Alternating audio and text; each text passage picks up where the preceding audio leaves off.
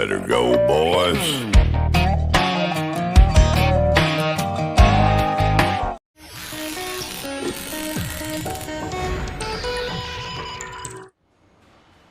Early fishing lines were made of vines and braided horsehair.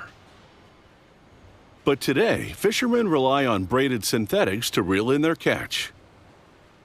With a higher tensile strength than steel, these lines are unlikely to snap when they hook the big one. This fishing line may be thin, but that doesn't mean it's not strong. It's made of a synthetic called ultra-high molecular weight polyethylene. This same synthetic is used in milk jugs, water pipes, and even bulletproof vests. To make these fishing lines, numerous microfibers are braided into a single tight cord. An employee starts by threading fibers through needles. She pulls the needles through spring-loaded devices. The devices keep the fibers at an even tension as they unwind onto small bobbins.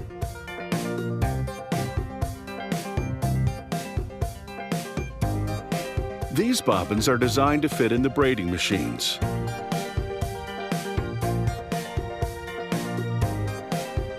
The machines are called maypole braiders because the spools spin like dancers around a maypole.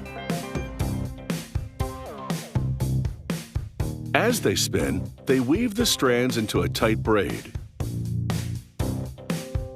There are 4,500 braiding machines in operation at this factory.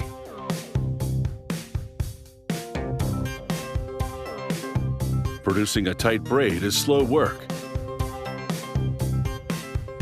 It takes about 10 days to braid a 7,500-foot section of fishing line.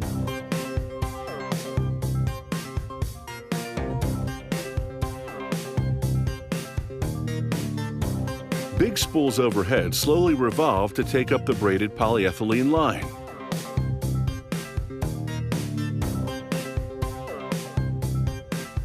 At the same time, a worker fills a metal tank with hot water and adds yellow dye to it. A pump at the bottom of the tank keeps the water moving to evenly distribute the dye. He stirs it a bit while he inspects the mixing job. They heat and pressurize the dye in a tank filled with fishing line. The dye penetrates all of the strands for an even dye job. These fishing lines go through a different process. They unwind through metal eyelets into a tray of yellow silicone resin. This proprietary resin makes the line abrasion resistant. It will be less likely to break if dragged across a surface like a rock.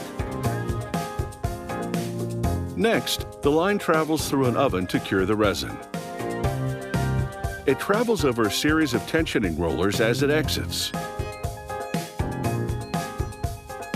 Then the line goes through an abrasive eyelet which removes external contaminants.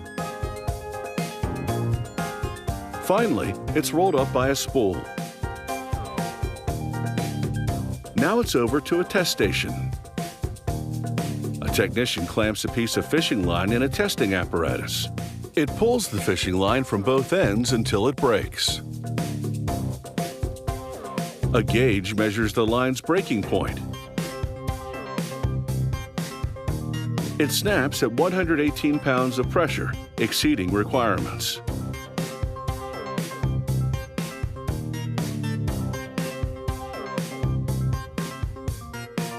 With the test piece of fishing line approved, an automated system now transfers the line to retail-sized spools.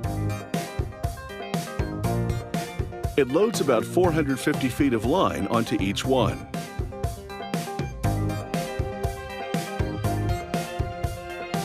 A worker applies a label with product details and packages it in a cardboard box. It takes about 17 days to braid, color, and process a single spool of synthetic fishing line. Strong but very thin, it can be cast and reeled in with ease. If the fish take the bait, they may not be able to get away.